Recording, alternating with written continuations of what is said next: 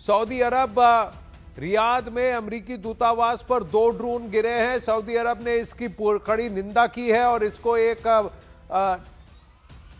बचकाना और एक cowardly act भी बताया है। सऊदी अरब में अमेरिकी दूतावास पर बहुत बड़ा ड्रोन हमला हुआ है। ड्रोन हमले के बाद दूतावास से धुआं उठने की तस्वीरें आई हैं। धुएं का गुबार उठा है। रियाद में दूतावास पर हमले के बाद ट्रंप की धमकी भी सामने आई है कि हमले का जल्द जवाब भी दिया जाएगा। सऊदी अरब ने पुरजोर इसकी निंदा की है और कहा है कि यह बहुत बड़ी कायराना हरकत है।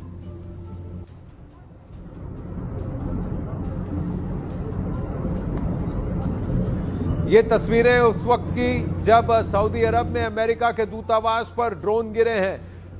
ईरान ने कामिकाजे ड्रोन यानी सुसाइड ड्रोन छोड़े हैं जो कि सऊदी अरब में रियाद में दूतावास पर, अमेरिका के दूतावास पर ये देखिए ड्रोन गिरे हैं। कामिकाजे सुसाइड ड्रोन जो 50 किलोग्राम का एक एक्सप्लोजिव पेलोड लेकर जाते हैं, यानी अगर 2 या 3 ड्रोन एक साथ एक ही जगह गिरते हैं तो करीब 100 से 150 किलो एक्सप्लोजिव होंगे। एक और बड़ी खबर आ रही है, सऊदी अरब से स्पेन के लिए क्रिस्टियानो रोनाल्डो निकल चुके हैं। ये बड़ी खबर, सऊदी अरब से स्पेन के लिए क्रिस्टियानो रोनाल्डो यानी CR7 प्रसिद्ध फुटबॉल प्लेयर निकल चुके हैं। रियाद में यूएस एम्बेसी पर हमले के बाद क्रिस्टियानो रोनाल्डो स्पेन के लिए निकले हैं। एक्चुअली वो पोर्चुगल के रहने वाले हैं, तो वो पोर्चुगल के लिए निकले हैं। प्राइवेट जेट से इस वक्त बताया जा रहा है कि वो मैड्रिड के लिए निकले हैं, लेकिन मैड्रिड से वो फिर पोर्चुगल के निवासी हैं रोनाल्डो ने। लेकिन जब वो रियल मैड्रिड के साथ खेल रहे थे तो उन्होंने अपने निवास को शिफ्ट कर लिया था पोर्चुगल के बाहर और स्पेन को अपना घर बना लिया था। इससे पहले अपने करियर की शुरुआत में मैनचेस्टर यूनाइटेड के साथ खेले थे, लेकिन अभी सऊदी अरब में एक बड़े क्लब के साथ सक्रिय है। वहां से अब निकल चुके हैं CR7।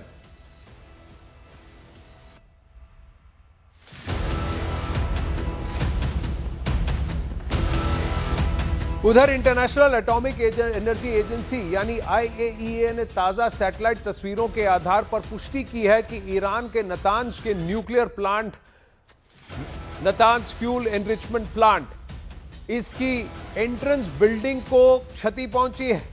हालांकि किसी भी प्रकार का रेडियोलॉजिकल रेडिएशन खतरा नहीं है।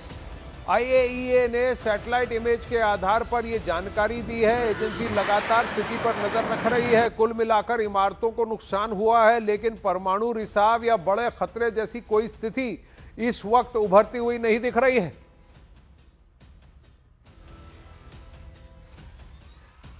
नतांज में ईरान की